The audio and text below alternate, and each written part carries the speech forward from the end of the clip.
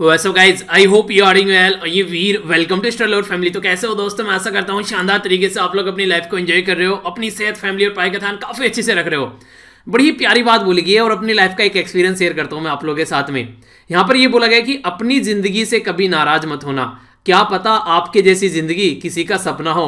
तो इसके ऊपर मैं अपना एक उदाहरण आप लोगों के साथ में शेयर करता हूँ। अभी कुछ दिनों पहले मेरा एक दोस्त मुझसे मिला, तो उसने बोला यार बड़े फिट लग रहे हो, और वो मुझे देख के बोलने लगा कि यार मुझे भी तुम्हारी तरह फिट होना है।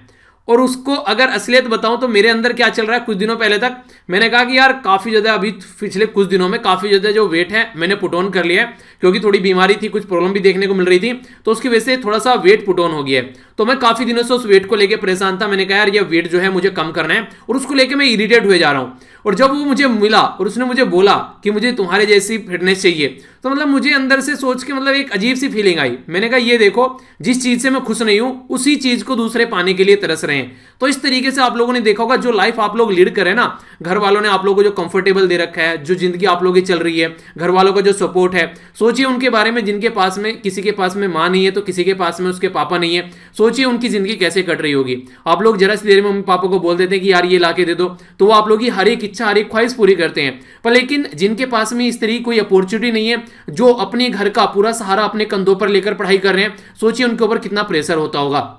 तो इसलिए जिंदगी को कभी भी इस तरीके से मत देखिए, जिंदगी को कभी भी मत कोसिए। अगर कुछ गलत लग रहा है तो अपने अंदर बोता रखिए कि आने वाले टाइम में आप लोग उसको अपने आप चेंज करेंगे। देखिए घर वालों के जो पैसे होते हैं ना, वो आप लोगों की आवश्यकताओं की पूर्ति करने के लिए होते हैं। आप लोगों की जो जिंदगी है उसमें जिंदगी में इंजॉय करने के लिए नहीं होता है। इंजॉय हमेशा अपनी मेहनत की कमाई से करनी चाहिए। तो जो वो आप लोगों ने डायलॉग सुना होगा ना, वो अनसक्सेसफुल लोगों के लिए, जिसमें बोला जाता है कि माँ बाप के पैसों पर ही मजे किए जाते हैं, अपने में तो पूर्ति की जाती है। तो वो अनसक्सेसफुल लोगों का डायलॉग है। अगर सक्सेसफुल लोगों की बातें सुनेंगे तो हमेशा ये कहेंगे कि माँ बाप के पैसों से हमेशा आपकी आवश्यकताओं की पूर्ति होती है, और जिंदगी में अगर मजे करने हैं तो अपने आप कमाओ और अपने आप उड़ाओ। तो वो वाली जिंदगी अगर जीनी है तो उसके लिए आप लोगों को उस काबिल बनना पड़ेगा। तो डेली ये दो वीडियो आप लोगों को देखने को मिलती है, और उनको ऑल द बेस्ट। जिसका मेंस चल रहा है, कल कई सारे बच्चे जो हैं वो ऐसे का पेपर देकर आए, तो कई सारे बच्चों ने कमेंट भी किया कि सर पेपर जो है वो ठीक हो गया। हालांकि पेपर जो था वो थोड़ा सा मॉडरेट से टफ की ओर था, यानी कि इतना आसान नहीं आप लोग बोल सकते, क्योंकि जो ऐसे थे वो एक तरीके से कई सारे फिलोसफिकल ऐसे वहां पर देखने को मिले। पर फिर भी अगर आप लोग रेगुलर चीजों को फॉलो कर रहे हो ना, तो यूपीएससी की प्रिपरेशन एक ऐसी चीज है जो आप लोगों को हर एक डायमेंशन से टच करा के चलती है। तो कोई ना कोई ऐसे आप लोग लिखकर जरूर ले जाओगे। तो जो भी निबंध वहां पर आप लोगों को देखने को मिले हैं, आगे चल के वो स्टेट पीसीएस में पूछे जा सकते हैं, किसी दूसरे एग्जाम में पूछे जा सकते हैं, तो उनको आप लोग जरूर देखा करो। यानी कि अपने एग्जाम की तैयारी उस लेवल पर लेकर चलो कि दूसरे एग्जाम अगर आप लोग तैयार कर रहे हैं तो वो अपने आप होते चले जाएं। ठीक है, तो ये था कुछ बातें। बाकी जो भी पेपर आते रहेंगे उनका हम लोग एनालिसिस जरूर करेंगे। तो जैसे ही पेपर होगा उसका एनालिसिस आप लोगों को मिल जाया करेगा 1-2 घंटे के अंदर अंदर। तो कोशिश कीजिएगा टेलीग्राम से जाकर आप लोग पीडीएफ भी डाउनलोड कर लेना उन क्वेश्चन पेपर के, ठीक है। और जो बच्चे पेपर देकर आते हैं वो टेलीग्राम पर जरूर प्रोवाइड कराइए। ये है टेलीग्राम पर नहीं, सॉरी, वो जीमेल पर प्रोवाइड करा सकते हैं मुझे, studylover@, जो यहाँ पर जाएंगे तो @gmail.com, ठीक है, studyloverवीर। तो इस पर आप लोग प्रोवाइड करा सकते हैं, ठीक है। बाकी जो लगे हुए हैं अपना अच्छे से तैयारी करने के लिए, प्रीलिम्स के लिए अच्छे से लगे रहिए। और मुझे लग नहीं रहा है कि आप लोगों को क्वेश्चन वाली वीडियो चाहिए, क्योंकि जिस तरीके से डेडिकेशन मुझे चाहिए था वो मिल ही नहीं रहा है। तो इसका मतलब क्वेश्चन वाली वीडियो की आप लोगों के अंदर इच्छा नहीं है। तो मैं भी उसके बारे में बात करनी बंद कर देता हूं। जिस दिन ये पूरा हो जाएगा उस दिन मैं उसको स्टार्ट कर दूंगा, पर लग नहीं रहा है कि आप लोगों को चाहिए। तो चलिए, जो भी है एंजॉय करते रहिए, मुझे कोई प्रॉब्लम नहीं है। अब यहां पर देखेंगे हम लोग नैनो मैगजीन, और फिर आप लोगों की द हिंदू की वीडियो आएगी, ठीक है। तो आइए डिस्कशन स्टार्ट करते हैं बिना किसी देरी के। एक नींद ने हरा दिया आप लोगों को, तो बोलना ही बेकार है। एक नींद नहीं आप लोगों से हराई जा रही है, तो फिर क्या बोलूं मैं उसका आगे। वैसे तो चलिए कोई नहीं, छोड़िए फालतू की बातें। आइए यहाँ पर आप लोगों के सामने है क्विज, इसको देख लेते हैं। प्रवासी भारतीय दिवस के बारे में बात की जा रही है, डिटेल में डिस्कस करूंगा थोड़ा हिस्ट्री के साथ में, कहां से स्टार्ट हुआ था, क्यों स्टार्ट हुआ था। अभी यहाँ पर 16वां प्रवासी भारतीय दिवस जो कन्वोकेशन है, अधिवेशन आप लोग बोल सकते हैं हिंदी में, इसकी जो थीम यहाँ पर देखने को मिली, इसका मतलब था कंट्रीब्यूटिंग। क्या था कंट्रीब्यूटिंग, तो किसके लिए कंट्रीब्यूट करने की बात की जा रही थी। तो डिटेल में डिस्कस करूंगा थीम के साथ में और बैकग्राउंड इन्फॉर्मेशन के साथ में। अभी हमारी कंट्री के द्वारा जो एम्बुलेंस होती है, वही एम्बुलेंस जिसके ऊपर लाल बत्ती होती है, टोए करके चलती है ना वो, ताकि देखिए कभी भी एम्बुलेंस रास्ते में मिले ना, हमेशा रास्ता छोड़िए, क्या पता किसी लोगों की जान बच जाए। 1 मिनट की देरी से भी किसी की जान जा सकती है। तो ये किसकी कंट्री के, कौन सी कंट्री को हमारी कंट्री के द्वारा हेल्प प्रोवाइड कराई जा रही है, तो इसकी कुछ बेसिक इन्फॉर्मेशन भी हम लोग जानेंगे। कोविड-19 की वजह से काफी इंपॉर्टेंट है। नेक्स्ट बात की जा रही है मिनिस्ट्री ऑफ एजुकेशन।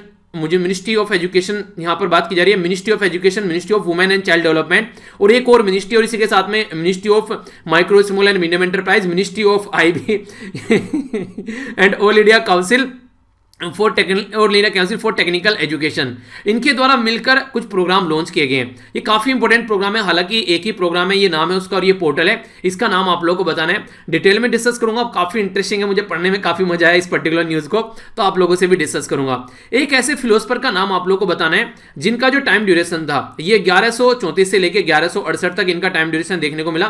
तो इनके द्वारा जो था, ये एक फिलोसफर थे, सोशल रिफॉर्मर थे, एक स्टेटमैन थे, और ये काफी इंटरेस्टिंग चीज के करना चाहते थे कि सोसाइटी को ये कास्ट लेस और इसी के साथ में जो रिलीजियस के नाम पर जो डिस्क्रिमिनेशन होता है उसको खत्म करना चाहते थे। यानी कि ना तो सोसाइटी में कास्ट होनी चाहिए, कोई जात होनी चाहिए, जात पात, और ना ही कोई डिस्क्रिमिनेशन होना चाहिए। नेक्स्ट जो न्यूज है ये आप लोगों को हैरान करने वाली न्यूज होगी, क्योंकि मैं भी इसको सुनकर हैरान हुआ। बात की जा रही है अभी रिसेंटली जो एयर पोल्यूशन है उसकी वजह से जो प्रेगनेंसी लॉस होता है आज के डेट में हमारी कंट्री में या फिर बाहर की कंट्री में, तो उसकी क्या कंडीशन है। तो जैसे जैसे एयर पोल्यूशन बढ़ता जा रहा है तो प्रेगनेंसी जो कंटेन करने की जो एक तरीके से जो पावर है महिलाओं की वो कम होती हुई जा रही है। तो इसमें 77% जो इंपैक्ट पड़ रहा है वो कौन सी कंट्री के ऊपर है, 12% कौन सी कंट्री के ऊपर है और 11% कौन सी कंट्री के ऊपर है। यानी कि मोटे मोटे तौर पर बोलूं तो यहां पर ये 3 कंट्री हैं जो टॉप 3 कंट्री है जिस पर एयर पोल्यूशन का इतना इंपैक्ट पड़ रहा है कि प्रेगनेंसी लॉस भी यहां पर महिलाओं के अंदर होता हुआ नजर आ रहा है। अभी ministry of health and family welfare के द्वारा रिलीज किया गया LASI, ये एक रिपोर्ट है यहां पर जो इनके द्वारा पब्लिश की गई, किससे रिलेटेड है इसके बारे में डिटेल में हम लोग डिस्कस करेंगे। बात की जा रही है यहां पर एक आयोग के बारे में जो कि कामधेनु गांव विज्ञान, देखिए आप लोगों से डायरेक्ट क्वेश्चन बन जाएगा कि इससे रिलेटेड क्या रिलेटेड इंफॉर्मेशन है, ठीक है। तो ये आयोग है यहां पर कामधेनु जो गांव बेसिकली जो गायें वगैरह होती हैं, विज्ञान प्रचार प्रसार एग्जाम, ठीक है। तो ये किसके द्वारा अनाउंस किया गया, एम बेसिकली है कि जो गाय हैं उसकी इंपॉर्टेंस को समझाया जा सके, और इसी के साथ में राष्ट्रीय कामधेनु जो आयोग है ये किस मिनिस्ट्री के अंडर में आता है ये भी आप लोगों को बताना है, ठीक है। तो ये थे आज के आप लोगों के सामने क्विज। आइए अब न्यूज देखेंगे एक एक कर जो काफी इंपॉर्टेंट है, एक एक न्यूज के ऊपर डिटेल में हम लोग नजर डालेंगे, ठीक है। तो सबसे पहले तो आप लोगों के सामने है इंपॉर्टेंट डे। तो इंपॉर्टेंट डे इसीलिए भी इंपॉर्टेंट है जिससे मैंने आप लोगों को भी बताया यहां पर कि ये जो डे है खासकर अगर बात करें इसका हिस्ट्री के साथ में कनेक्शन है, तो यहां पर इसके बारे में हम लोग जानते हैं। यहां पर बात करेंगे हम लोग ये प्रवासी भारतीय दिवस, ठीक है। तो प्रवासी भारतीय दिवस जो है ये हमारी कंट्री में जो सेलिब्रेट किया जाता है ये आखिर किसके रिलेटेड है, ये हमारी कंट्री में ये क्यों सेलिब्रेट करते हैं। ये 9 जनवरी को सेलिब्रेट करते हैं, पहली तो बात ये याद रखिए। और क्यों सेलिब्रेट करते हैं, इसलिए सेलिब्रेट करते हैं कि 9 जनवरी 1915 में हमारी कंट्री के जो पितामह जिनको बोला जाता है बेसिकली राष्ट्रपिता महात्मा गांधी जी, वो साउथ अफ्रीका से इंडिया में वापस आए थे। साउथ अफ्रीका में भी उनके द्वारा अंग्रेजों के खिलाफ काफी लड़ाई लड़ी गई। उसके बाद में फिर इन्होंने एक्सपीरियंस लिया, आप लोग बोल सकते हैं कि वहां पर एक्सपीरियंस लेने गए और फिर अपनी कंट्री में आकर पूरा लाठी लेकर अंग्रेजों को दौड़ाया। यानी कि एक तरीके से आप लोग ऐसे देख सकते हैं कि इनके द्वारा एक एक्सपीरियंस वहां पर लिया गया और फिर यहां पर आकर उसको इंप्लीमेंट किया गया। और देखिए एक और इंपॉर्टेंट बात, बहुत सारे ऐसे हो सकते हैं आप में से जिनको गांधी जी पसंद नहीं होंगे, पर लेकिन ये चीजें अगर आप लोगों को जहां से भी आप लोगों के मन में भ्रांतियां हैं वो आप लोग अपने मन में ही रखिएगा अगर एग्जाम को क्लियर करना चाहते हैं। क्योंकि जैसे महात्मा गांधी हो गए, सरदार वल्लभ भाई पटेल हो गए, अंबेडकर साहब हो गए, जवाहरलाल नेहरू जी हो गए, या किसी भी ऐसी पर्सनैलिटी का नाम आप लोगों के सामने लूं जिनके ऊपर हिस्ट्री टिकी हुई है, उनके बारे में अगर आप लोगों ने एग्जाम में क्रिटिसाइज कर दिया उनको लिखते हुए, तो ये समझिए आप लोगों का पत्ता कट गया वहां से, ठीक है। क्योंकि इस देश में आप लोग बैठे हैं जिसका संविधान आप लोग की रक्षा करता है, जिस देश की सीमाओं को डिफाइन किया गया संविधान के हिसाब से, वो संविधान उनके द्वारा लिखा गया, अंग्रेजों को यहां से भगाया गया, उसके ऊपर उस इंसान के ऊपर कमेंट करने लायक हम लोग नहीं है, ठीक है, ऐसा आप लोग बोल सकते हैं।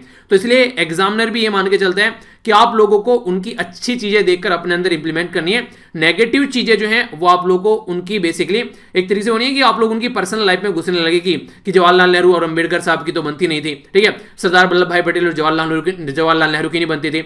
वो सब चीजें अपने अंदर ही रखिए, भड़ास मत निकालेगा वरना आउट ऑफ द रेस हो जाओगे, ठीक है। तो जो जरूरी है वो याद रखें, बाकी जो अंदर है वो अंदर ही रखें। तो कंट्रीब्यूशन जो भी है यहाँ पर इनके बारे में तो काफी इनका लार्ज स्केल पर देखने को मिला सोसाइटी के अंदर। और इसी के साथ में जो 9 जनवरी 1915 में वापस आए थे उसी के नाम पर ये डे जो है ये सेलिब्रेट किया जाता है, ठीक है। तो ये अब की बार की जो थीम है ये 16वां प्रवासी भारतीय दिवस जो आप लोगों को देखने को मिल रहा है। तो बात की जा रही है कंट्रीब्यूटिंग टू द आत्मनिर्भर भारत, यानी कि अपनी कंट्री के अपने ऊपर हम लोग को निर्भर रहना है। तो उसी के चलते ये आत्मनिर्भर भारत आप लोग को देखने को मिलता है। तो यहाँ पर जो ऑब्जर्व किया जाता है ये मिनिस्ट्री ऑफ एक्सटर्नल अफेयर जो है ये काफी बड़ा रोल प्ले यहां पर करती है, ठीक है। तो इससे जो है काफी इंपोर्टेंट है। पहली बार जो ये सेलिब्रेट किया गया था ये 2003 में हमारी कंट्री में सेलिब्रेट किया गया था। तो ये कुछ बेसिक इंफॉर्मेशन है, इसके बारे में क्वेश्चन बने तो आइडिया आप लोग रखिएगा जरूर। इंटरनेशनल न्यूज़ है, काफ़ी इंपॉर्टेंट है, हमारे पड़ोसी देश के बारे में बात कर रही है, तो पड़ोसी देशों के बारे में आप लोग जरूर पता होना चाहिए। अच्छा, जब भी आप लोगों ने भी कभी मैंने बचपन में काफ़ी ज़्यादा ये इंटरेस्टिंग मुझे लगा करता था। तो सबसे पहले तो ई है हमारा गोला, इसके अगर आप लोग ध्यान देखेगा तो जब थोड़ा सा जूम करेंगे तो अपनी प्यारी कंट्री होगी और नीचे आप लोग यहाँ पर श्रीलंका देखने को मिल रहा है। पहले मैं बहुत देखा करता था, जब भी मुझे पता नहीं था ज़्यादातर मैप वैप क्या होते हैं वो सब चीज़ें, तो उस टाइम पर मुझे लगता था कि हमारे देश के नीचे कुछ एक लटका हुआ है, यहाँ पर ये कैसे लटका हुआ है, किससे बंधा हुआ है ये, तो ये श्रीलंका जो लटका हुआ है इसी के बारे में ये जो न्यूज़ है जो मैं आप लोगों से डिस्कस करने वाला हूँ। ठीक है, तो इसके बारे में हम लोग काफ़ी इंटरेस्टिंग चीज़ें यहाँ पर जानेंगे, जो कि इंडिया और श्रीलंका के रिलेशन के बारे में आप लोगों से क्वेश्चन भी पूछा जा सकता है। यहाँ पर ये काफ़ी इंटरेस्टिंग जगह है रामेश्वरम, एपीजे अब्दुल कलाम सर जो थे वो इसी जगह से निकल कर आए थे। ठीक है, तो ये है रामेश्वरम, तो याद रखना इसके बारे में भी। अब न्यूज़ समझ लेते हैं क्या है यहाँ पर। न्यूज़ जो है वो यहाँ पर यह कि हमारी कंट्री के द्वारा अभी रिसेंटली फंड किया गया है कि जो एम्बुलेंस वगैरह है श्रीलंका को प्रोवाइड कराई जाएगी। ये फ्री एम्बुलेंस जो सर्विस है ये फंडेड की जा रही है हमारी कंट्री के द्वारा। तो इसके लिए 756 मिलियन जो यूएसए के डॉलर हैं वो दिए जा रहे हैं। और जो स्कीम है यहाँ पर, इसका नाम है, ये नाम रखा गया इसका सुवा सीरिया। तो यहाँ पर जो सुवा सीरियस का मतलब है द व्हीकल और the journey for good health, तो इसका ये मतलब होता है। तो आप लोगों से डायरेक्ट क्वेश्चन पूछा जाएगा कि ये पर्टिकुलर क्या चीज़ है, कि सुवा सुरवा जो है वो किस कंट्री के रिलेटेड है, जो इंडिया जिसकी हेल्प कर रही है उसका मतलब क्या है। तो आप लोगों से कई सारे ऑप्शन ऐसे देंगे कि आप लोग कंफ्यूज आ जाएंगे। ठीक है, तो कंफ्यूज आना नहीं। ठीक है, अगर बात करें यहाँ पर तो कंट्री जो है उसको एडिशनल ग्रांट दिया जा रहा है इंडिया के द्वारा, ताकि कोविड-19 के साथ में लड़ सके। इंडिया ऑल्सो हेल्प कर रही है यहाँ पर कैपेसिटी बिल्डिंग के लिए। कई सारे प्रोग्राम यहाँ पर चलाए जा रहे हैं, मेडिकल जो एक तरीके से टेक्नीशियंस है, एक तरीके से कई सारी ऐसी फैसिलिटी प्रोवाइड कराई जा रही है। और इसी के साथ में इंप्लॉयमेंट जनरेशन का भी काम यहां पर कर रही है। आप लोग ये देखिए, अगर मान लीजिए एम्बुलेंस प्रोवाइड करा दी तो वहां पर कम से कम एक तो ड्राइवर की जॉब क्रिएट होगी। ठीक है, उसके अलावा जो भी वहां पर सामान लेने ले जाने वाला हो गया, एक पर्सनल हेल्पर भी वहां पर आप लोगों को देखने को मिलता है साथ में, तो कई सारे लोगों को जॉब मिल जाती है। इंडिया सेकंड लार्जेस्ट जो ग्रांट प्रोजेक्ट है श्रीलंका के लिए, वो यहां पर ये सेकंड लार्जेस्ट है। इससे पहले हम लोगों ने 60,000 के करीब जो हाउस यहां पर प्रोवाइड कराए थे, जिसके 400 के करीब मिलियन हम लोगों ने यहां पर दिए थे। अब ये 756 मिलियन जो सेकंड हाईएस्ट हमारे यहां पर इन्वेस्टमेंट है श्रीलंका के अंदर, ऐसा आप लोग बोल सकते हैं। कुछ और इंपॉर्टेंट बातें जो मैं आप लोगों के साथ में यहां पर शेयर करना चाहूंगा, ये काफी इंपॉर्टेंट है, इसके बारे में आप लोग याद रखिएगा। ये बात की जा रही है स्ट्रेटेजिक जियो पॉलिटिकल जो रिलेवेंट है यहां पर इंडिया का, किसके साथ में, श्रीलंका के साथ में। ठीक है, ये कल की न्यूज़ थी, largest floating solar energy project, तो यहाँ पर ये चेंज नहीं हुआ। अच्छा चलिए, क्वेश्चन ही आप लोग बता दीजिए कहाँ पर ये भी हमारी कंट्री में बनाने की बात की जा रही है, largest floating solar energy project. तो इसका क्वेश्चन का आंसर आप लोग दीजिए। ठीक है, यहाँ पर जो बात की जा रही है ये श्रीलंका जो स्ट्रेटेजिकली हमारे लिए काफ़ी इंपॉर्टेंट है, क्योंकि आज की डेट में अगर बात देखिए, ये जो चाइना है, चाइना की थ्योरी है जिसको बोलते हैं चाइनीज स्ट्रिंग पल्स स्ट्रेटजी, यानी कि हमारी कंट्री को इंडियन ओशन के अंदर घेरने की कोशिश की जा रही है, ऐसा आप लोग देखते हैं। तो चाइना क्या कर रहा है, चाइना हमारी कंट्री को बेसिकली चारों तरफ से घेर रहा है। यहाँ पर अलग अलग यहाँ पर ये एक तो ऑयल लाइन ही आप लोगों को देखने को मिल रही है, दूसरा है स्ट्रिंग ऑफ पर्ल रूट, यानी कि जगह जगह पर यहाँ पर हमारी कंट्री हो गया, गवादर हो गया, यहाँ पर मालदीव के अंदर हो गया, श्रीलंका के अंदर हो गया, म्यांमार के, बांग्लादेश के अंदर, इस तरीके से अलग अलग ये चीजें डेवलप कर रहा है। तो इसके कुछ नाम मैंने आप लोगों को यहाँ पर दे रखे हैं। गवादर पोर्ट पाकिस्तान के अंदर, चितगोंग पोर्ट जो बांग्लादेश के अंदर, केओक फिरू पोर्ट है यहाँ पर म्यांमार के अंदर, हम्बन टोटा पोर्ट है श्रीलंका के अंदर। तो ये इंडियन जो ओशन के अंदर ये सारे पोर्ट डेवलप किए जा रहे हैं चाइना के द्वारा, ताकि वो इंडिया को इस पर्टिकुलर एरिया में काउंटर कर सके, खासकर अपने ही रीजन में, यानी कि हमारे ही रीजन में आकर हम ही को काउंटर कर रहा है। तो श्रीलंका काफी इंपॉर्टेंट है अगर बात करें चाइना की इस पर्टिकुलर पॉलिसी के लिए। देखिए, ये वो पॉलिसी होती है जिसको डायरेक्ट कोई पब्लिकली अनाउंस नहीं करता है, पर हाँ उसकी हरकतों से दिख जाता है कि वो चाह क्या रहा है। तो चाइना की हरकतों से यहां पर ये दिख रहा है, तो इसलिए काफी इंपॉर्टेंट है। श्रीलंका जो है वो लिस्ट है हाईएस्ट स्ट्रेटेजिक पोर्ट के बारे में बात करें तो जो श्रीलंका के अंदर जो पोर्ट है वो काफी ज्यादा बिजी रहते हैं, और हमारी कंट्री के भी जो बड़े बड़े कार्गो जब हम लोग यहां पर उतारते हैं अपना सामान, तो श्रीलंका से कई बार हम लोग सप्लाई करते हैं अपनी कंट्री में। तो इसके लिए भी हमारी कंट्री के पॉइंट ऑफ से भी श्रीलंका जो है वो काफी इंपॉर्टेंट है, ऐसा आप लोग बोल सकते हैं। ठीक है, तो काफी इंपॉर्टेंट है, इसके बारे में हल्का सा आइडिया जरूर रखिएगा। ये जो न्यूज़ थी नेशनल न्यूज़ है, जिसके बारे में मैंने बताया कि काफी इंटरेस्टिंग न्यूज़ है। टाइटल क्या है यहाँ पर, टाइटल है टॉय, यानी कि टॉय का थोन। ठीक है, तो ये यहाँ पर इसके बारे में आप लोगों से क्वेश्चन पूछा जा सकता है कि आखिर ये क्या है। तो यहाँ पर टॉय का थोन है, जिस तरीके से कई सारी जो आप लोगों ने थोन के नाम सुने होंगे, तो उन्हीं में से एक टॉय का थोन है। यहाँ पर इनके टॉय को एक तरीके से इंडस्ट्री के तौर पर डेवलप करने की कोशिश की जा रही है। तो टॉय का थोन 2021 और टॉय का थोन पोर्टल यहाँ पर हमारी कंट्री में लॉन्च किया जा रहा है। Ministry of education, ministry of women and child development, ministry of textile और ministry of commerce and industry, ministry of micro small and medium enterprise, ministry of IB. ठीक है, इसी के साथ में ऑल इंडिया जो council for medical education AICTE, तो इनके द्वारा ज्वाइंटली यहाँ पर लॉन्च किया गया है। आप लोगों को ये दिख रहा होगा यार, खिलौने बनाने के पीछे पड़ गए, आखिर ऐसा क्या है इसके अंदर? तो कुछ तो इंटरेस्टिंग होगा। जी हाँ, बहुत कुछ इंटरेस्टिंग है। हमारी कंट्री में जो बच्चे हैं और जो टीचर्स हैं, स्कूल के अंदर, कॉलेज के अंदर, यहाँ पर इसी के साथ में जो एक्सपर्ट्स हैं वो डिजाइन करेंगे कि इस तरीके से एक्सपर्ट जो होंगे स्टार्टअप के तौर पर भी यहां पर आएंगे, जो क्राउड सोर्स आइडिया यहां पर देखने को मिलेगा। तो काम क्या किया जाएगा? काम किया जाएगा कि टॉय डेवलप किए जाएंगे, गेमिंग सिस्टम डेवलप किया जाएगा, और ये ऐसा होगा जो हमारी कंट्री के जो कल्चर होंगे, इथोस होंगे, या फिर हमारे जो लोकल फोल्कलोर्स होंगे, जिनके साहित्य जो एक तरीके से लोक साहित्यक होंगे या फिर हीरोज होंगे, उनके रिलेटेड यहां पर ये टॉय तैयार किए जाएंगे, ताकि हमारी कंट्री में जो छोटे छोटे बच्चे हैं उनको ये सब चीजें समझाई जा सके, उनको ये बताया जा सके, अपनी कल्चर को समझा सके, वो भी खिलौनों के हेल्प से। तो यहां पर ये जूनियर, सीनियर और स्टार्टअप लेवल की 3 कैटेगरी में इसको डिवाइड किया गया है टॉयकाथॉन को। तो ये काफी इंटरेस्टिंग क्वेश्चन आप लोगों से बन सकता है। तो फिर क्या क्या फायदा इससे होगा हमारी कंट्री में? सबसे बड़ी बात तो यह है, चाइना की जो टीम है आज के में, चाइना की जो कंट्री है, उसके ऊपर हम लोग डेवलप रहते हैं, डिपेंड रहते हैं टॉय के लिए। तो हमारी कंट्री में खुद के हम लोग टॉय डेवलप कर पाएंगे, गेम्स वगैरह से रिलेटेड जो भी चीजें होंगी, तो बाहर से डिपेंडेंसी हमारी कम हो जाएगी। और हमारी कंट्री में जो बच्चे हैं वो अंडरस्टैंड कर पाएंगे कि हमारी कंट्री में जो इथोस है, जो वैल्यूज है, जो कल्चर है, वो बाहर के ऊपर डिपेंडेंट नहीं रहेंगे। और खासकर जो इंडियन एजुकेशन पॉलिसी है ना हमारी कंट्री में 2020 की जो भी लाई गई है, तो इसके पॉइंट ऑफ से भी काफी इंपॉर्टेंट है। एजुकेशन को हम लोग सही तरीके से बच्चों तक पहुंचा पाएंगे। अच्छा, इंपॉर्टेंट जो चीजें हैं कुछ बता देता हूं इंडियन एजुकेशन पॉलिसी के बारे में, जो याद रखिएगा। पहली इंडियन एजुकेशन पॉलिसी हमारी कंट्री में कब लाई गई थी? अगर आप लोगों से पूछे, याद है कुछ? बताइए इसको। यह है 1968 में। दूसरी कब लाई गई थी? यह थी 1986 में। तीसरी कब लाई गई है? अब तीसरी लाई गई है 2020 के अंदर में। तो ये इंपॉर्टेंट है, इसके बारे में आप लोग याद रखिएगा। जो एजुकेशन है हमारी कंट्री में, तो वो कहां पर आता है ये आप लोगों को पता होना चाहिए। एजुकेशन एक कॉन्करेंट सब्जेक्ट है हमारी कंट्री में। कॉन्करेंट का मतलब यानी कि सेंटर और स्टेट दोनों इसके ऊपर लॉ बना सकते हैं। तो पहले ये कहां पर था? पहले था ये स्टेट लिस्ट के अंदर। तो हमारे संविधान में जो सातवां शेड्यूल है ना, उसमें 3 लिस्ट है। एक को बोलते हैं आप लोग सेंट्रल लिस्ट, दूसरे को बोलते हैं स्टेट लिस्ट, और तीसरे को बोलते हैं कॉन्करेंट लिस्ट। तो इसमें सेंटर लॉ बना सकता है, जो भी आइटम इसमें रखे गए, जो आइटम इसमें रखे गए उसमें स्टेट लॉ बना सकते हैं, और जो आइटम इसमें रखे गए उसमें दोनों मिलकर लॉ बना सकते हैं। पर लेकिन अगर सेंटर ने पहले बना दिया तो इसका मतलब होगी सेंटर का लॉ प्रिवेल करेगा। तो एजुकेशन पॉलिसी अभी यहां पर इसी बेस पर लाई गई है। तो आप लोगों को एक क्वेश्चन अब आप लोगों को बताना है, ये पहले स्टेट लिस्ट में था, अब इसको कॉन्करेंट लिस्ट में डाल दिया गया। हमारे संविधान में कौन सा संविधान संशोधन किया गया और किस ईयर में किया गया, जिसके चलते हम लोगों ने इसको चेंज कर हम लोगों ने इसको चेंज कर स्टेट लिस्ट से कॉन्करेंट लिस्ट में लाई गई। ठीक है, तो ये आप लोगों को बताना है। टॉयकाथॉन के बारे में आगे बात कर लेते हैं। ये इंडियन कल्चर, हिस्ट्री और इसी के साथ में नॉलेज इंडिया और जो इथोस है, इनके 9 थीम है। इसकी 9 थीम है आप लोगों के सामने।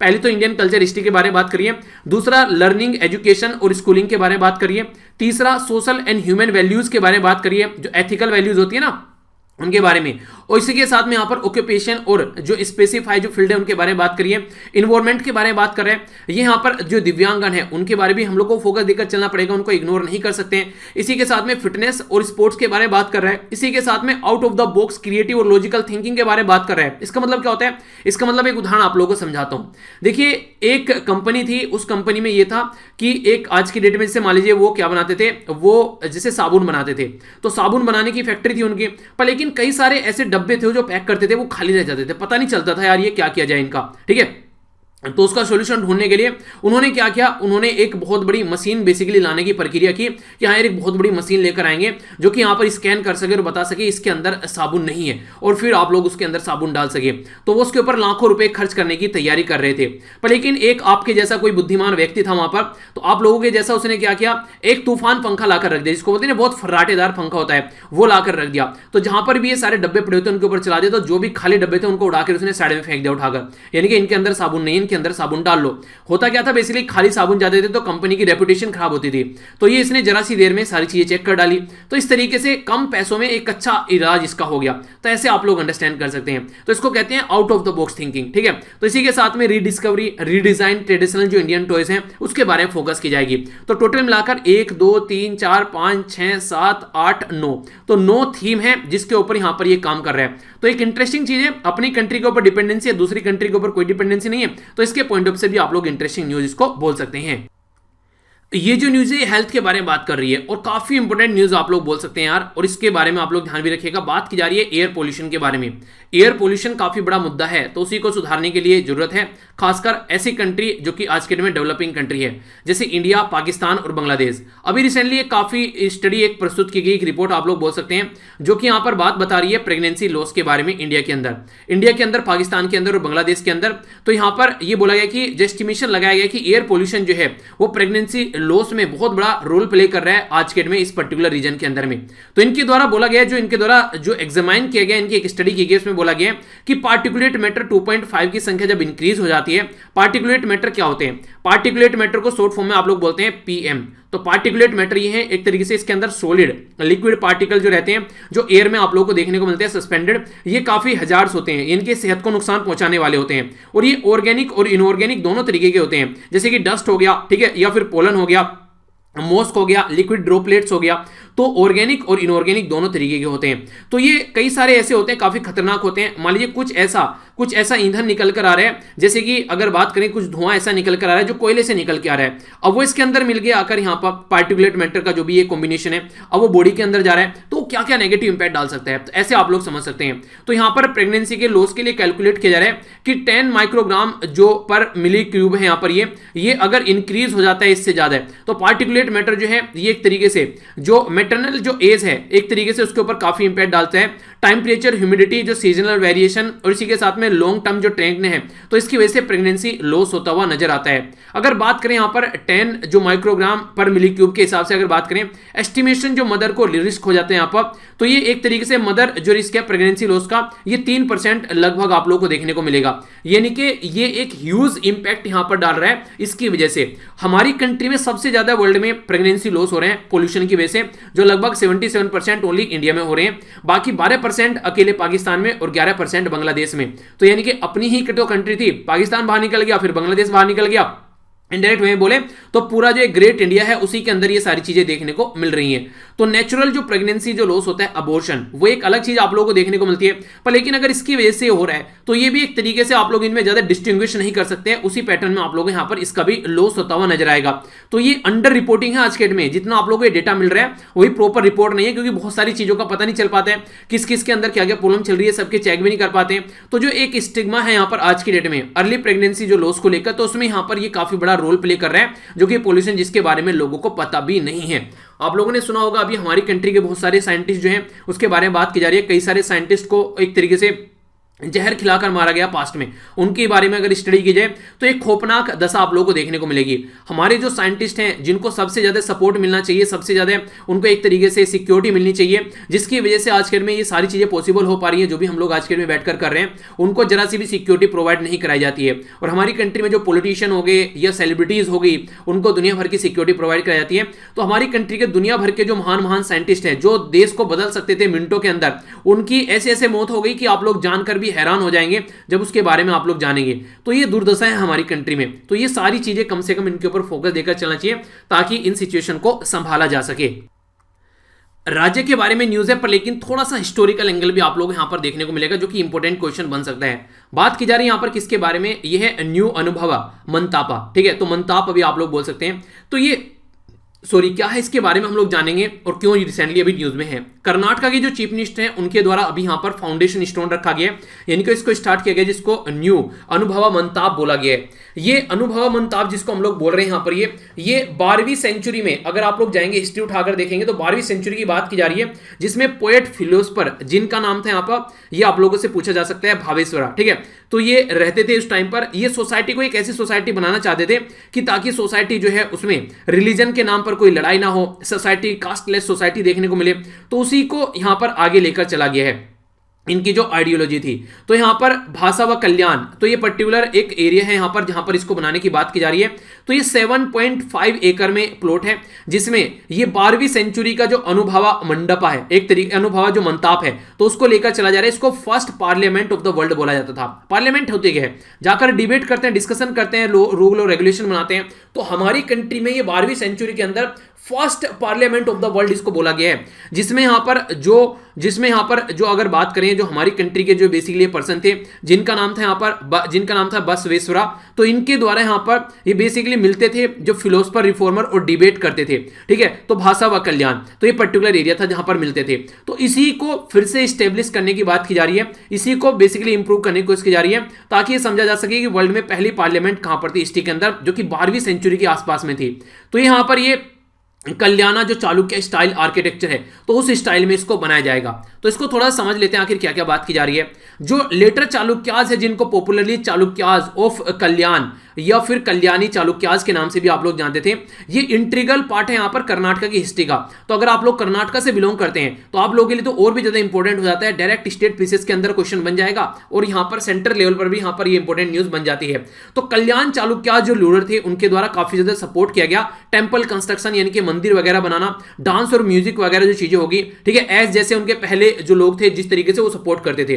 तो ग्रांड जो स्ट्रक्चर है यहाँ पर जो सपोर्ट कर रही है, 770 जो पिलर हैं वो यहां पर देखने को मिलेंगे। 770 लोग इसके अंदर बैठ पाएंगे। एक तरीके से जो इसको बोला जा रहा है ये है यहाँ पर सरनाज, ठीक है।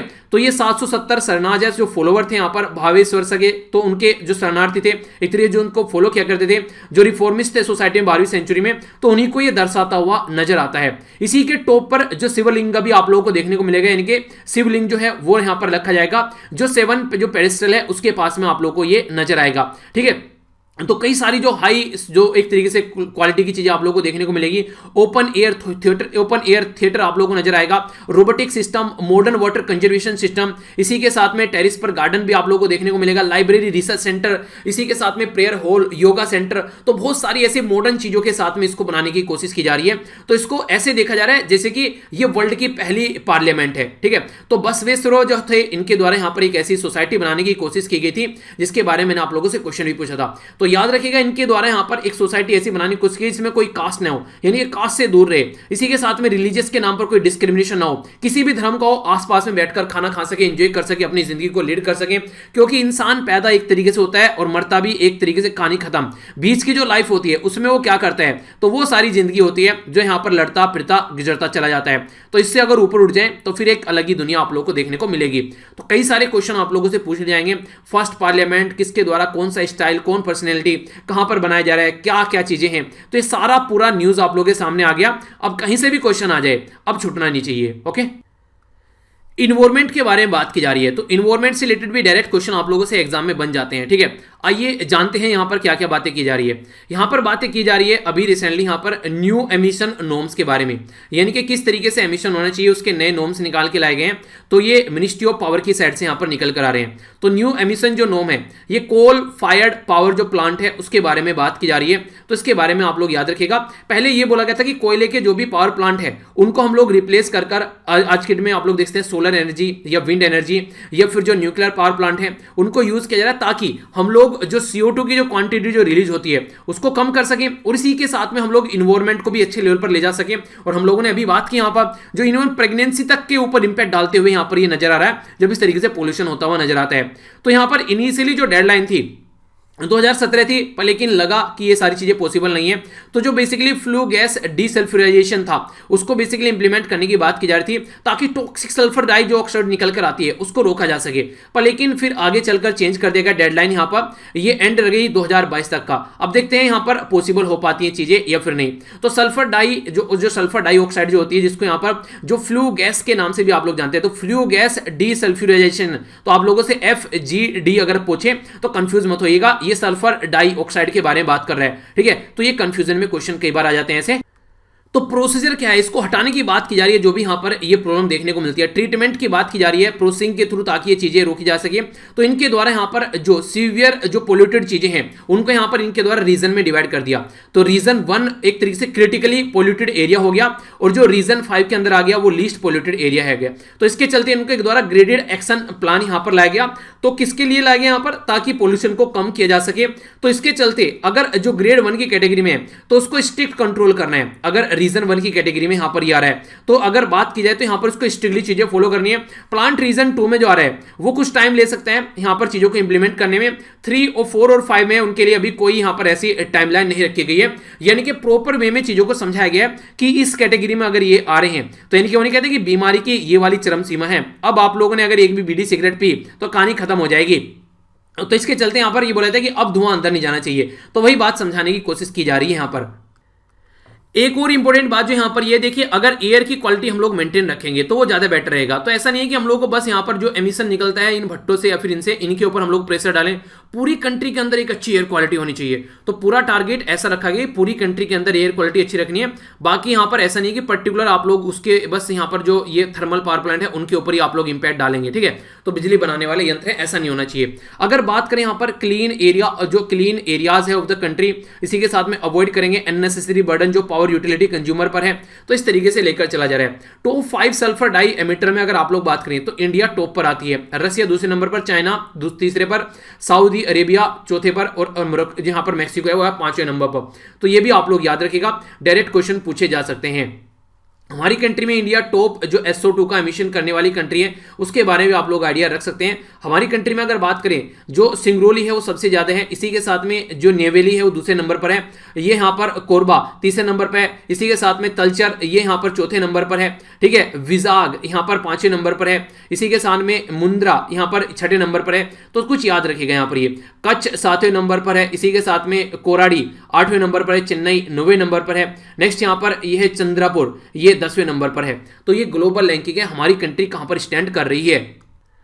थोड़ा सा और अगर डिटेल में आप लोग जानना चाहते हैं तो इसके ऊपर ऑलरेडी एक वीडियो बना रखी है मैंने। भारत दुनिया में सबसे बड़ा SO2 का उत्सर्जक बना, एमिट करने वाला देश। ये जो रिपोर्ट है वो किसके द्वारा पब्लिश की गई थी, ये क्वेश्चन आप लोगों को बताना है। डायरेक्ट क्वेश्चन आप लोगों से पूछा जा सकता है, तो ये क्वेश्चन आप लोग बताइएगा। और भी कई सारी इंटरेस्टिंग इन्फॉर्मेशन है, तो वीडियो का लिंक जो है इस वीडियो के नीचे प्रोवाइड करा दूंगा, जिसने नहीं देखी है वो जाकर देख लीजिएगा। तो पोल्यूशन से रिलेटेड क्वेश्चन आप लोग के बन सकते हैं। आगे चलते हैं, यहां पर हम लोग बात करेंगे जो सर्वे होते हैं और जो रिपोर्ट्स होती हैं उसके बारे में। तो बात की जा रही है यहां पर लॉन्गिट्यूडिनल जो एजिंग स्टडी ऑफ इंडिया, जिसको LASI के नाम से जानते हैं। तो अगर आप लोगों से पूछे क्या है तो ये लॉन्गिट्यूडिनल जो एजिंग स्टडी ऑफ इंडिया है ये इसका नाम दिया गया है, ठीक है। तो यानी ये यहाँ पर बेसिकली अनुदैर्ध्य जो एजिंग अध्ययन है, हिंदी में इसको ये बोला गया है। ये बेसिकली हमारी कंट्री में कौन सी मिनिस्ट्री है, तो ministry of health and family welfare, जो कि हर्षवर्धन जी के अंडर में आती है। इनके द्वारा रिसेंटली अभी longitudinal ageing study of India wave 1 report प्रस्तुत की गई है वर्चुअल प्लेटफॉर्म पर, यानी कि एक तरीके से ऑनलाइन इसको पब्लिश किया गया है।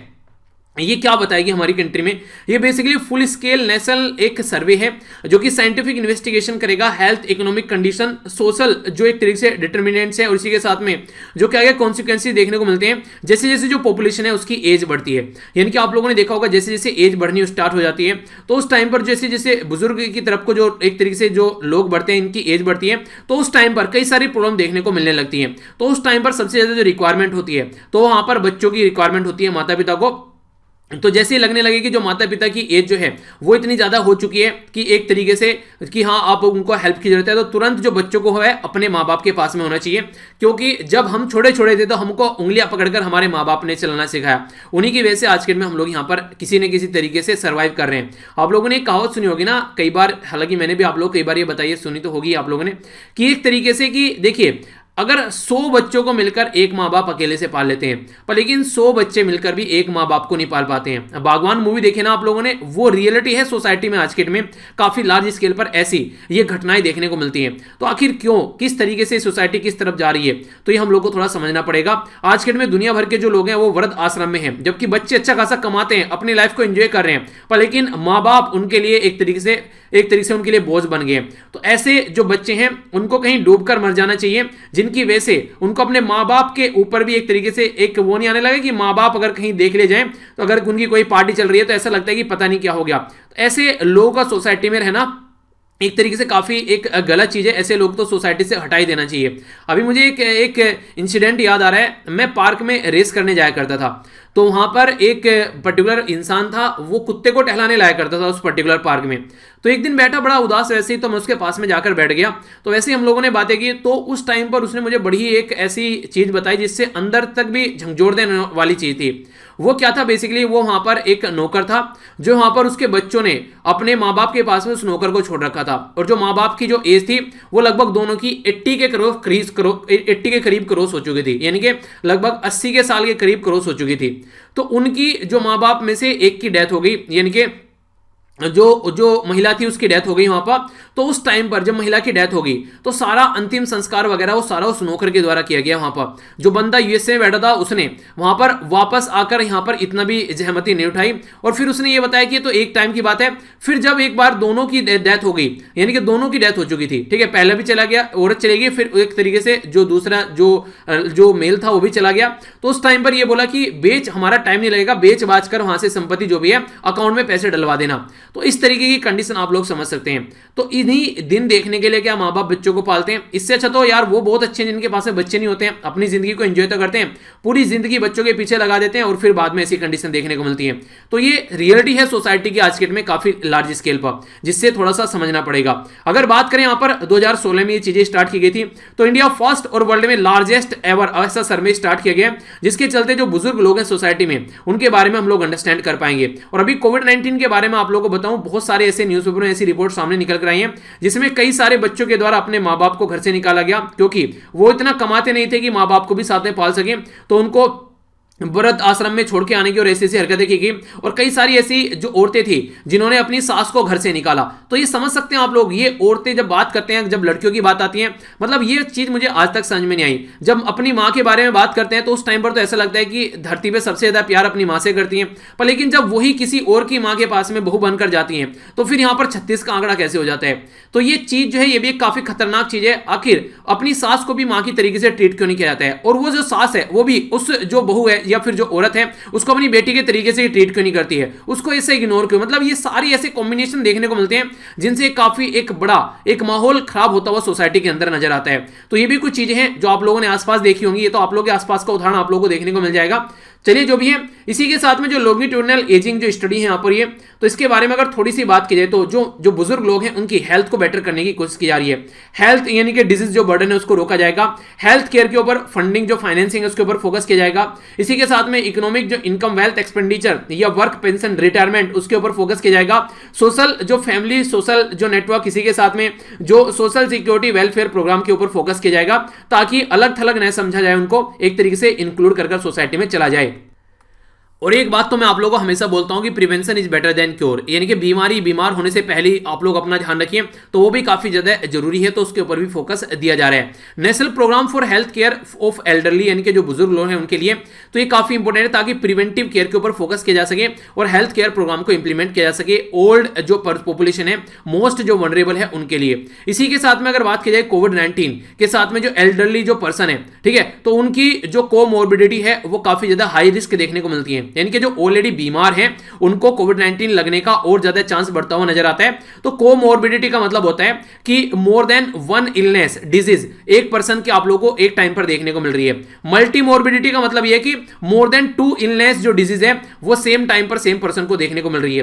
तो इस तरीके से अगर कोई पर्सन ऑलरेडी बीमार है या कई सारी बीमारियां लगी हुई हैं, तो ये समझिए कोविड-19 के लिए तो फर्टाइल ग्राउंड मिल गया वहां पर। वो तो तुरंत कूदेगा जाकर कि हाँ ये मेरा भोजन है, इसको इंप्लीमेंट करो जल्दी से मेरे लिए, ठीक है, तैयार करो। तो वो कंडीशन है, तो इसलिए उनका ध्यान रखना ज्यादा जरूरी है।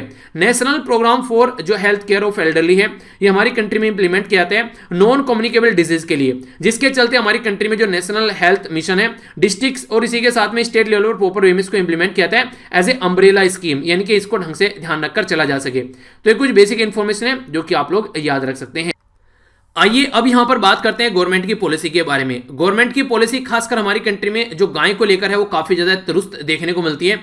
तो यहां पर राष्ट्रीय कामधेनु जो आयोग है उसके बारे में आप लोग यहां पर जानिएगा, इंपॉर्टेंट क्वेश्चन बन जाएगा। देखिए गाय जो है ना, अगर हिस्ट्री उठाकर देखोगे ना, हमारी कंट्री के पॉइंट ऑफ व्यू से बहुत ज्यादा इंपॉर्टेंट है। आप लोग जानते हैं, अगर थोड़ा सा भी आप लोगों ने प्रॉपर वे में हिस्ट्री पढ़ी होगी, तो गाय को एज ए करेंसी के तरीके से भी यूज किया जाता था। यानी कि अगर कुछ खरीदना बेचना है तो गाय यूज की जाती थी, कि गाय दे देते हैं कि एक भैया ये दे दो तो इसके बदले ये गाय ले लेना, ठीक है। तो गाय करेंसी के तरीके से भी यूज की जाती थी पास्ट में, तो इतनी इंपॉर्टेंट थी गाय। अगर देखकर चले आज की डेट में आप लोगों को देखने को मिलेगा इधर उधर घूमती रहती है, पन्नियां खाती हुई, या फिर क्या क्या चीजें। मैंने एक वीडियो बनाई थी, गाय के अंदर से कितनी किलोग्राम पॉलिथीन देखने को मिली थी। तो ये वही गाय हैं जिनको हम लोग पूछते हैं। और एक साइड में ये गाय जब मर जाती हैं, इस तरीके से ऐसी ऐसी हरकतें चलती हैं सोसाइटी में, पन्नियां खाती हैं, या इस तरीके से कील तक उनके पेट में से निकाली जाती हैं। मैंने ऑपरेशन दिखाया था पूरा, आप लोगों ने देखा होगा, ठीक है। तो राष्ट्रीय कामधेनु जो आयोग है, जिस किसी ने नहीं देखा वीडियो नीचे प्रोवाइड करा दूंगा इस वीडियो के, अगर इंटरेस्टेड हो तो देखिएगा। आप लोग आगे से पॉलिथीन यूज करना छोड़ दोगे अगर वो वीडियो एक बार देख लोगे तो राष्ट्रीय कामधेनु जो आयोग है उसके द्वारा अनाउंस किया गया कामधेनु जो गांव विज्ञान प्रचार प्रसार एग्जाम। तो एक तरीके से जो बच्चे हैं आज के डेट में, जो लोग हैं आज के डेट में, उनके अंदर गाय के बारे में जो एक तरीके से क्यूरियोसिटी है वो जगाने की कोशिश की जा रही है, ठीक है। जैसे नहीं बच्चों को साइंटिफिक चीजों के बारे में बताओ कि ऐसा कैसे होता है, तो वो बच्चे उसके क्यूरियस हो जाएंगे और ज्यादा चीजें समझने की कोशिश करेंगे।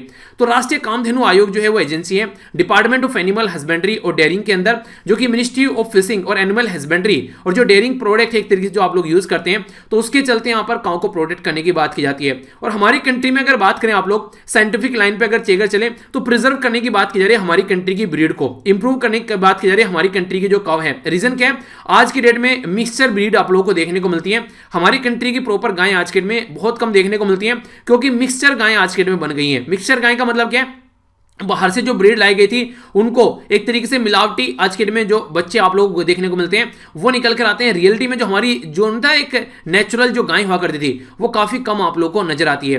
तो गाय हो गई, उसका जो बछड़ा हो गया, ठीक है। तो इसी के बारे में बात की जा रही है, तो इनको प्रोटेक्ट करने की बात की जा रही है। फिर दूसरे जो भी इस तरीके से एनिमल है, तो कई सारे एरिया में जैसे कि 50 के करीब वेल डिफाइंड ब्रीड है हमारी कंट्री में कैटल की, जिनमें से 17 आप लोग बफेलो की आप लोग देखते हैं, यानी कि 50 के करीब ये, और 17 बफेलो जिनको प्रोटेक्ट करने की बात की जा रही है। हाई पावर्ड जो परमानेंट बॉडी है वो पॉलिसी फॉर्म करेगी, डायरेक्शन करेगी कैसे हम लोग चीजों को इंप्लीमेंट कर सकते हैं और कैसे हम लोग और ज्यादा यहां पर जो किसान है उनको फायदा पहुंचा सकते हैं, और जो यंग और जो वुमेन और जो यूथ एंटरप्रेन्योर है उसको भी इस एरिया में लेकर लाया जाए। राष्ट्रीय गोकुल मिशन ये हमारी कंट्री में लाया गया था। राष्ट्रीय गोकुल मिशन 2014 में इंप्लीमेंट किया गया। इसके चलते हमारी कंट्री में फोकस ये है कि जो गाय की ब्रीड है उनको हम लोग प्रॉपर वे में अच्छे से कंजर्व कर सकें, उनकी जो पॉपुलेशन है उनको हम लोग बढ़ा सकें, मिल्क प्रोडक्शन बढ़ा सकें। उसी के साथ में फार्मर की इनकम भी डबल होती नजर आएगी, जो कि 2022 तक का टारगेट हमारी कंट्री में रखा गया है, जब हमारी कंट्री की आजादी की 75वीं साल हम लोग सेलिब्रेट कर रहे होंगे। ये काफी इंटरेस्टिंग न्यूज आप लोग बोल सकते हैं, ह्यूमन वाइल्ड लाइफ कॉन्फ्लिक्ट, यानी कि एक तरीके से सोसाइटी में काफी बड़ी प्रॉब्लम देखने को मिलती है। आज की डेट में हम लोग सोसाइटी में जंगलों में घुसते हुए जा रहे हैं, जिसकी वजह से जो जीव जंतु हैं वो बेचारे आज के डेट में अपने रहने की जगह खोजते खोजते परेशान हो गए हैं। तो ह्यूमन वाइल्ड लाइफ कॉन्फ्लिक्ट के ऊपर कई बार आप लोगों से क्वेश्चन भी पूछ लिए जाते हैं, ठीक है। तो अगर बात करें यहाँ पर standing committee of national board of wild life, इसके द्वारा अभी यहाँ पर जो 60वीं मीटिंग थी उनमें इनके द्वारा अप्रूव किया गया कि ह्यूमन वाइल्ड लाइफ कॉन्फ्लिक्ट है कंट्री के अंदर उसको मैनेज किया जाएगा। यानी कि जानवरों के और जो यहाँ पर इंसानों के बीच में कॉन्फ्लिक्ट देखने को मिलता है, यानी कि जो लड़ाई देखने को मिलती है, कई बार जानवर कई सारे मारे जाते हैं इंसानों के कॉन्टेक्ट में आने से। तो इंसान सबसे खतरनाक जानवर है आज के डेट में। तो मीटिंग में अप्रूव किया गया यहाँ पर, ये है यहाँ पर कैरेकल। तो कैरेकल यहाँ पर एक मीडियम साइज वाइल्ड कैट है यहाँ पर, ये जो कि पिक्चर में भी आप लोगों को दिख रही है। इंटरेस्टिंग देखिए यहाँ पर कान इसके ऐसे लग रहे हैं जैसे तितली हैं, तितलियां बैठी होती है। देखिए यहाँ पर ये इस तरीके से बाल हैं इसके जो बेसिकली कान के ऊपर, तो तितलियां जैसा आप लोगों को यहाँ पर ये नजर आ रहा है, ठीक है। तो तितलियां वर्गा, ठीक है। तो गाना आप लोगों ने सुना होगा ना, तो वही बातें हैं।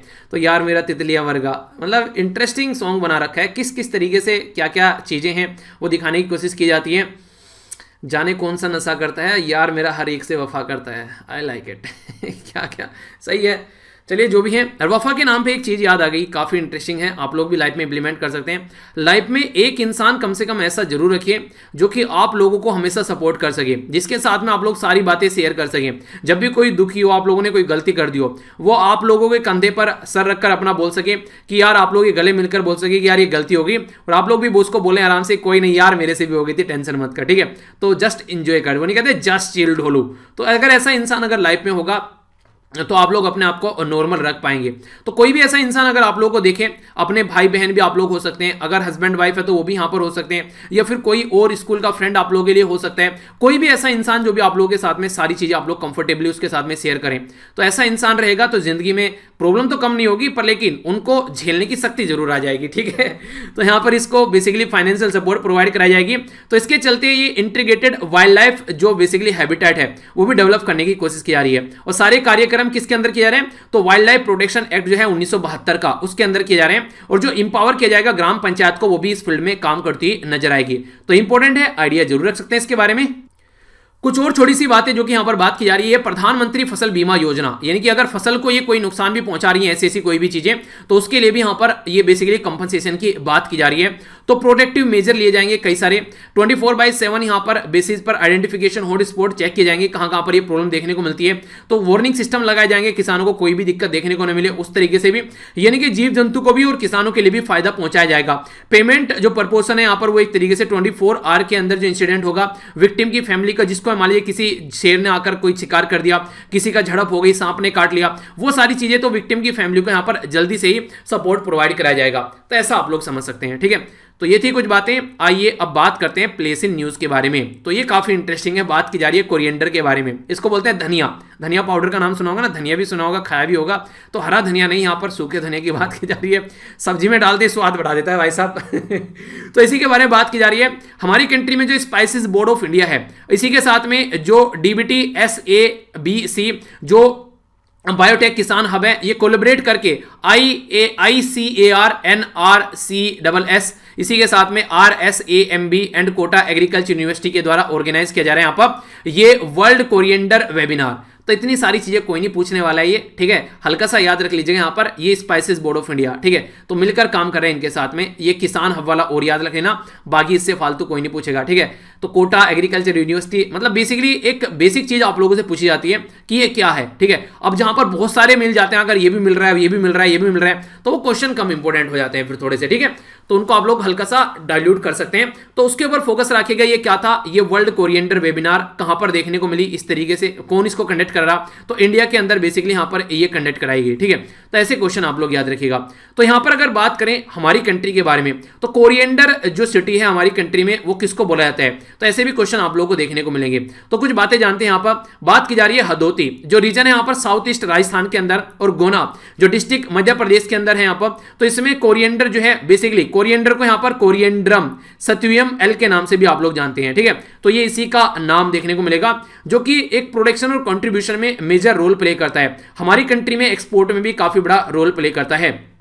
जो Ramganj APMC agriculture produce market जो कमेटी है, जो मंडियां हैं, वो लोकेटेड है कोटा के अंदर। इसी के चलते लार्जेस्ट कोरिएंडर जो मंडी है एशिया के अंदर, और ये रामगंज है, यहाँ पर इसको कोरिएंडर सिटी ऑफ इंडिया भी बोला जाता है। ठीक है, तो कोरिएंडर सिटी के नाम से अगर पूछे क्या है, धनिया सबसे ज्यादा प्रोड्यूस करने वाला एरिया, तो ये है रामगंज। ठीक है, तो क्वेश्चन बने तो कंफ्यूज मत होइएगा।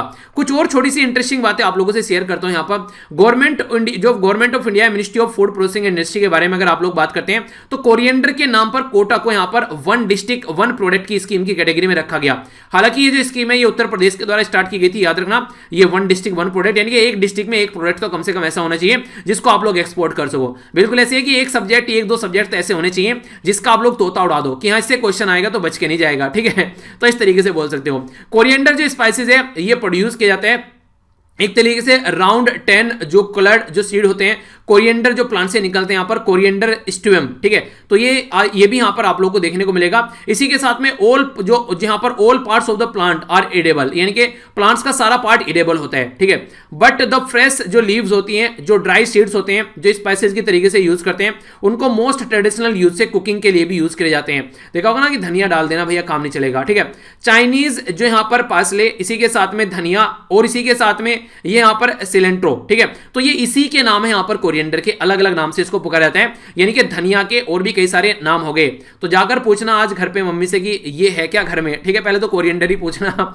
नॉर्मली देखिए बहुत सारी, अगर आप लोग गांव में जाएंगे, मैं अपनी मम्मी के सामने बोलूंगा कोरिएंडर क्या है तो नहीं पता पाएंगी, पर लेकिन धनिया हर रोज यूज करती हैं।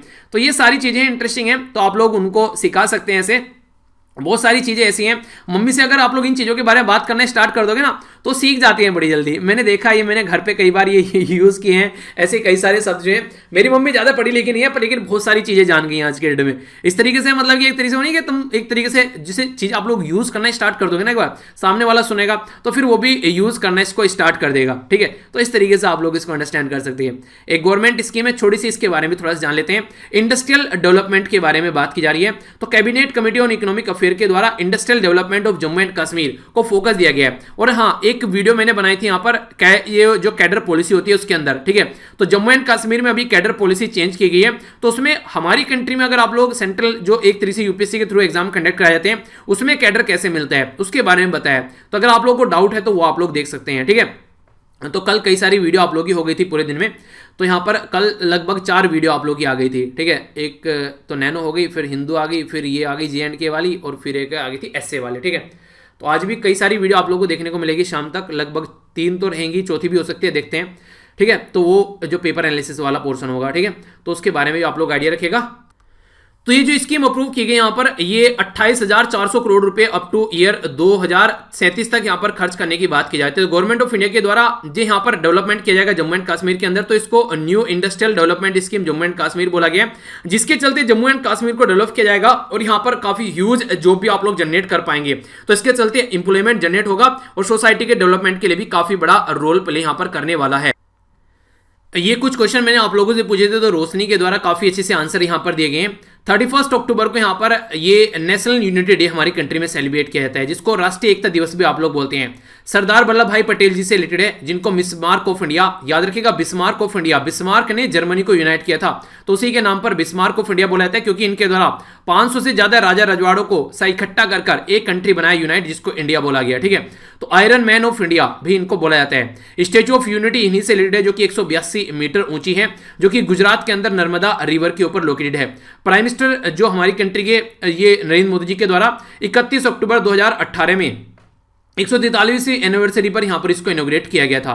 स्मार्ट सिटी मिशन हमारी कंट्री में ये 2015 में लॉन्च किया गया। मिनिस्ट्री ऑफ अर्बन डेवलपमेंट, जो कि हरदीप सिंह पुरी जी के अंडर में आती है, इनके द्वारा यहां पर 100 सिटी को इनिशियली यहां पर कंट्री में 2023 तक का ये कंप्लीट स्मार्ट सिटी बनाने की बात की गई है। ठीक है, तो अभी देखते हैं कैसे कैसे चीजें आगे चल रही हैं। तो औरंगाबाद यहां पर जो इंडस्ट्रियल सिटी है, इसके बारे में भी यहां पर बताया गया, तो जो कि एक ग्रीन फील्ड ये इंडस्ट्रियल स्मार्ट सिटी के बारे में बात की गई है। ठीक है, इसी के साथ में जो 3 रिसर्च स्टेशन है अंटार्कटिका पर, एक तो हम लोगों ने देखा यहाँ पर, ये था यहाँ पर दक्षिण गंगोत्री, जो कि डीकमीशन कर दिया गया था आगे चलकर। एक है मैत्री और एक है भारत। ठीक है, तो ये ऑलरेडी काम कर रहे हैं। तो काफी अच्छे से आंसर दिए गए, तो इसी तरीके से पार्टिसिपेट करते रहिए। अच्छा लगता है जब आप लोग आंसर देते हैं। तो ठीक है, देख लेते हैं क्या क्या हम लोगों ने डिस्कस किया। इंपोर्टेंट दे देखा, इसकी थीम भी देखी, जो हमारी कंट्री में प्रवासी भारतीय दिवस के बारे में, इंटरनेशनल न्यूज में इंडिया श्रीलंका की हेल्प कर रहा है वो समझा हम लोगों ने डिटेल में। प्रोजेक्ट भी जाना, और जो किस तरीके चाइना हमको घेर रहा है वो समझा।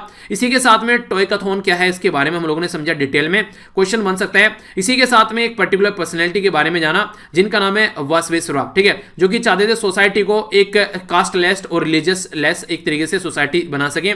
हेल्थ के बारे में बात की, एयर पोल्यूशन प्रेग्नेंट वुमेन पर क्या इंपैक्ट डाल रहा है। इसी के साथ में एमिशन के बारे में बात की, सल्फर डाइऑक्साइड के बारे में बेसिकली हम लोगों ने देखा।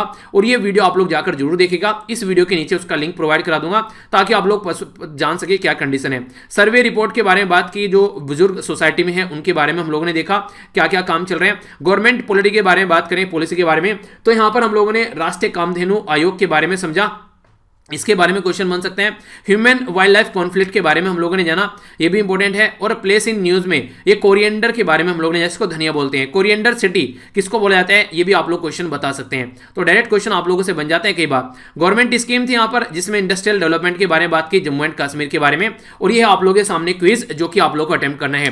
प्रवासी भारतीय दिवस की जो थीम है वो आप लोगों को यहाँ पर बतानी है। ठीक है, तो बताइए क्या है प्रवासी भारतीय दिवस की थीम, तो ये आप लोगों को पता होनी चाहिए। डायरेक्ट क्वेश्चन आप लोगों से पूछ लिए जाते हैं कई बार, तो इसके बारे में आप लोगों आइडिया होना चाहिए। ठीक है, तो ये क्वेश्चन है सारे, इनको अटेम्प्ट कीजिए अच्छे से। नेक्स्ट जो क्वेश्चन है यहाँ पर, ये बात की जा रही है किसको एम्बुलेंस फंडेड की गई हमारी कंट्री की साइड से, ministry of education women child development के बारे में बात की जा रही है। एक और मिनिस्ट्री के बारे में, एक और, तो यहाँ पर कौन सी है जो कि यहाँ पर क्या काम कर रही है। हालांकि इतनी सारी चीज आप लोगों से नहीं पूछी जाएगी, पर फिर भी एक ओवरव्यू रहेगा माइंड में, तो क्वेश्चन आप लोग एग्जाम में दे पाएंगे आंसर। कास्ट और रिलीजियस जो फ्री सोसाइटी कौन बनाना चाहते थे, सबसे ज्यादा जो प्रेगनेंसी से रिलेटेड लॉस हो रहा है कौन सी कंट्री में, तो 3 कंट्री के नाम बताने हैं। LASI की फुल फॉर्म क्या बतानी है और कौन सा आयोग है जो कि यहाँ पर बात करें गांव की जो गायें हैं बेसिकली उनके इंप्रूवमेंट के बारे में, कौन सी मिनिस्ट्री के अंडर में आती है, ये चीजें आप लोग बताइए। ठीक है, आगे यहाँ पर इथोपिया सूडान, ये रिवीजन है कल का। इथोपिया सूडान और एक कंट्री का नाम आप लोग को बताना है जो कि ग्रेट रेनेसा डैम के बारे में बात कर रही है, रिवीजन अच्छे से कर लीजिए। कौन सी मिनिस्ट्री है जो कि यहाँ पर सागरमाला सी प्लेन सर्विस के बारे में बात कर रही थी, कौन सी रिवर को ब्लैक नाइल के नाम से आप लोग जानते हैं इथोपिया के अंदर, औरंगाबाद किसके द्वारा बनाया गया था और कौन सी डायनेस्टी के पर्सन थे, कौन सी रिवर के ऊपर यहाँ पर सांबलपुर जो बेसिकली है जहां पर ये IIM नया लोकेटेड अभी यहां पर इनोग्रेट किया गया है, 8वां सबसे गर्म ईयर है 2020। ठीक है, तो ये किसके द्वारा बताया गया है। इसी के साथ में जो एशियन बर्ड जो वाटर बर्ड सेंसस है, तो यहां पर ये इसके द्वारा ये बेसिकली इसके अंडर में ये कंडक्ट कराया गया, और जब से बर्ड फ्लू चल रहा है तो ऐसे क्वेश्चन आप लोगों से बन सकते हैं। डायरेक्टर जनरल ऑफ कौन सी मिनिस्ट्री के अंडर है, जो कि स्वस्थ वायु वेंटिलेटर नाम का हम लोगों ने अभी डिस्कस किया था, तो इसके बारे में आप लोगों को पता होना चाहिए। आंसर देख लेते हैं। इथोपिया, सूडान और इजिप्ट के बारे में हम लोगों ने डिस्कस किया था, मैप में भी देखा था।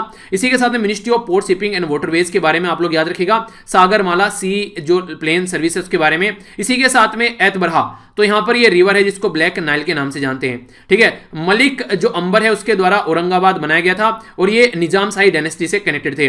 बैंक रिवर है महानदी जहां पर ये बेसिकली नया IIM बनाया गया है उड़ीसा के अंदर में। इंडियन मेट्रोलॉजिकल डिपार्टमेंट के द्वारा बोला गया कि 2020 8वां सबसे गर्म ये साल था, और सबसे ज्यादा गर्म अभी रिसेंटली अगर देखें 1901 के बाद में तो 2016 था। एशियन वाटर सेंसस जो बढ़ का देखने को मिला, ये बॉम्बे नेचुरल हिस्ट्री सोसाइटी के द्वारा कंडक्ट कराया गया। डायरेक्टर जनरल ऑफ हेल्थ और ministry of health and family welfare के द्वारा ये स्वस्थ वायु वेंटिलेटर आप लोग याद रखना। तो ये था टोटल आज का डिस्कशन। तो यहाँ पर भी आप लोगों को लिंक मिल यहाँ तक क्या वीडियो के नीचे आप लोग देख लीजिएगा। तो यहाँ पर आप लोग देख लीजिएगा जो भी मैंने आप लोगों को वीडियो बताई है, तो 2 वीडियो उनके लिंक वीडियो के नीचे प्रोवाइड करा दूंगा, अगर कोई कंफ्यूजन है तो जरूर देख लेना। बाकी PDF यहाँ से जाकर डाउनलोड कर लेना, स्टडी लवर वीर के नाम से चैनल है, सारी चीजें जो इंटरेस्टिंग लगती है यहाँ पर शेयर कर देता हूँ, एक जगह इकट्ठी मिल जाती है, फ्री ऑफ कॉस्ट है, कोई भी पैसा नहीं है ज्वाइन करने का, तो टेंशन मत लीजिए, जाकर ज्वाइन कर लीजिए। जैसे व्हाट्सएप यूज करते हैं बिल्कुल ऐसा ही है। ठीक है, ट्विटर, इंस्टाग्राम और फेसबुक पर कनेक्ट हो सकते हैं। नेक्स्ट लेक्चर में मिलता हूं। बड़ों को नमस्ते, छोटों को प्यार, छोटी सी लाइफ एंजॉय करा। तब तक के लिए जय हिंद। और हाँ, जो एनालिसिस आएगा वो भी देख लीजिएगा, आगे आप लोगों को फायदा पहुंचाएगा।